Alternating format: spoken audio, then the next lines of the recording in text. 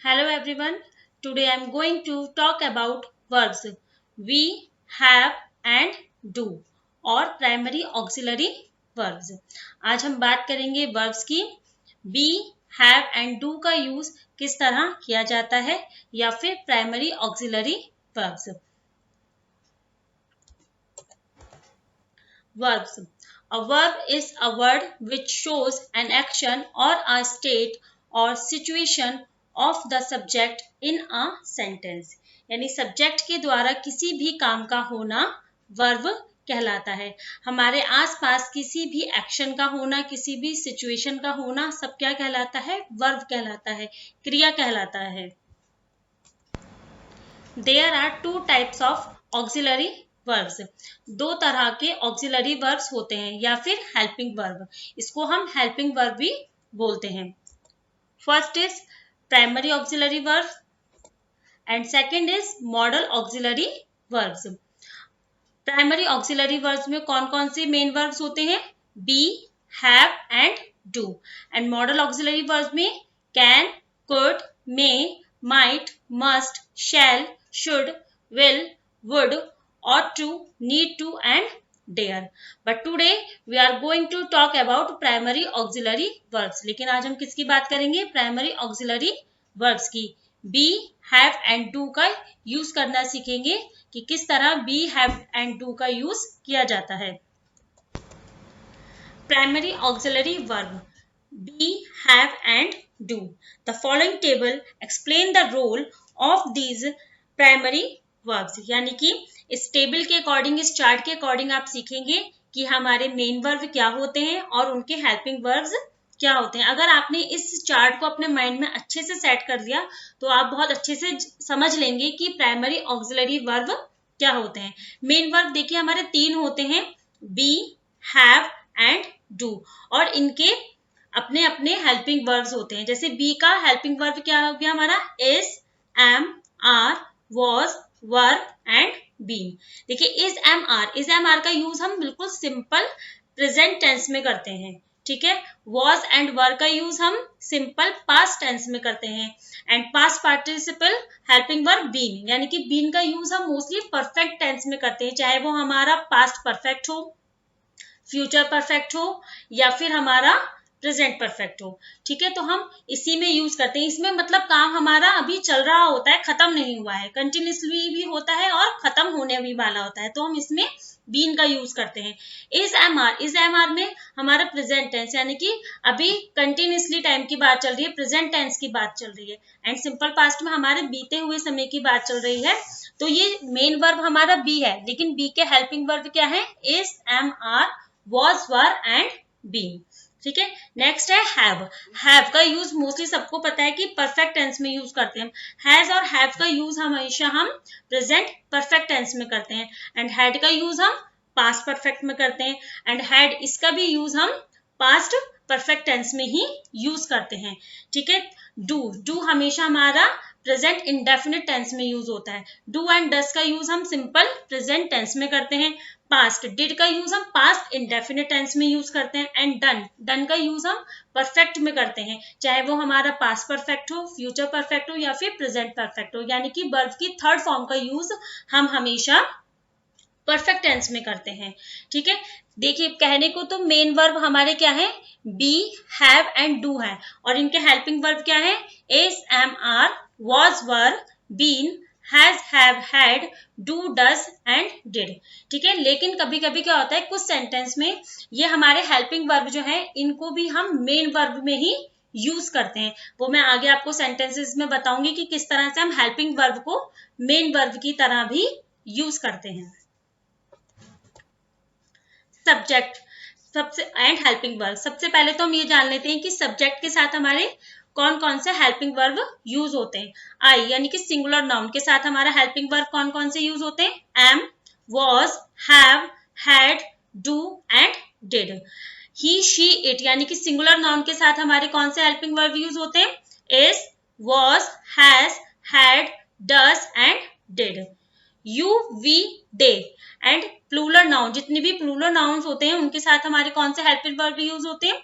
Are, were, have, had, do and did. जैसे मैंने आपको बताया कि हमारा मेन वर्ब है वो है हमारे बी, हैव एंड डू, लेकिन ये जितने भी हमारे वर्ब हैं, एम है, वॉज है, हैव है, हैड, डू, डज, डिड, ये भी हमारे मेन वर्ब का ही काम करते हैं।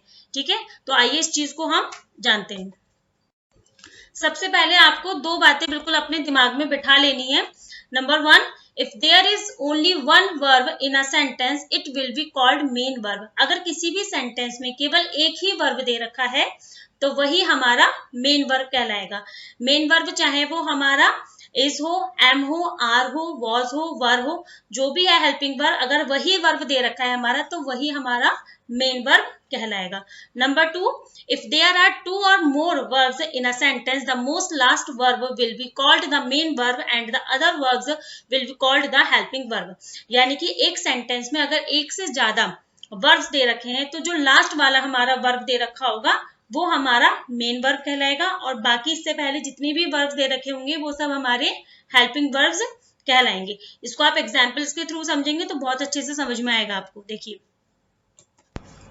फॉर एग्जाम्पल पहले हम बात करेंगे मेन वर्ब बी की। बी में हेल्पिंग वर्ब हमारे कौन कौन से आते हैं? Is, am, are, was and were. ठीक है, फर्स्ट सेंटेंस देखिए, युवराज इज प्लेइंग क्रिकेट।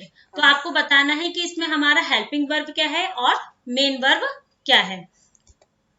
देखिए मेन वर्ब क्या है हमारा इसमें? प्लेइंग, और हेल्पिंग वर्ब क्या है हमारा? इज। बी का हेल्पिंग वर्ब क्या हुआ था हमारा?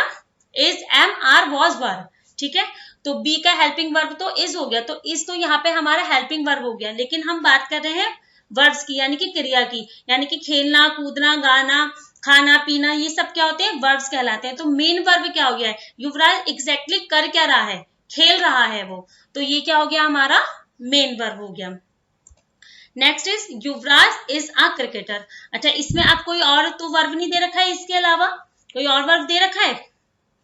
नहीं दे रखा है ना, क्योंकि युवराज तो हमारा सब्जेक्ट हो गया, ठीक है ना, इज हमारा हेल्पिंग वर्ब हो गया, ठीक है, ए हमारा आर्टिकल हो गया, और क्रिकेटर हमारा ऑब्जेक्ट हो गया। ठीक है, तो यहाँ पे केवल एक ही वर्ब दे रखा है, तो ये क्या कहलाएगा हमारा? Main verb. इज यहाँ पर हमारा मेन वर्ब हो जाएगा। Next is she was watching TV. अब इसमें भी देखिए दो हेल्पिंग, इसमें भी देखिए दो वर्ब दे रखे हैं। अब हमें इसमें ये फाइंड आउट करना है कि इसमें हमारा हेल्पिंग वर्ब क्या है और मेन वर्ब क्या है। तो हमारा इसमें भी मेन वर्ब हमारा वॉचिंग है और हेल्पिंग वर्ब हमारा वॉज है। ठीक है, next is Madhu was a nurse. Madhu क्या है? नर्स है। तो यहाँ पर और कोई हमारा वर्ब नहीं दे रखा है, केवल एक ही वर्ब दे रखा है, हेल्पिंग वर्ब। कौन सा दे रखा है? वॉज। तो यहाँ पे हमारा मेन वर्ब क्या कहलाएगा? वॉज कहलाएगा। हेल्पिंग वर्ब में यहाँ पे ये यूज नहीं करेंगे, हम इसको किस में यूज करेंगे? मेन वर्ब में यूज करेंगे। यहाँ पे बिल्कुल भी कंफ्यूज नहीं होएगा।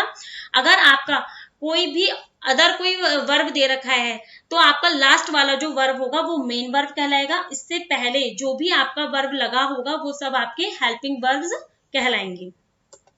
देखिए नेक्स्ट एग्जाम्पल देखिए, हम नेक्स्ट मेन वर्ब की बात करेंगे, हैव की। तो हैव में हमारे कौन कौन से हेल्पिंग वर्ब आते हैं? Has, have and had. First example, I have written a letter. तो सिंपल इज दैट, इसमें भी वही है कि हमारा मेन वर्ब क्या है और हमारा हेल्पिंग वर्ब क्या है। तो मेन वर्ब यहाँ पे रिटन यानी कि लिखना हो गया, तो मेन वर्ब हमारा रिटन हो गया, और हमारा हैव का हेल्पिंग वर्ब क्या हो गया? हैव हो गया। Next, I have a new car. यहाँ पे कोई भी हैव के अलावा कोई भी नया वर्ब नहीं दे रखा है, तो हमारा मेन वर्ब क्या हो जाएगा?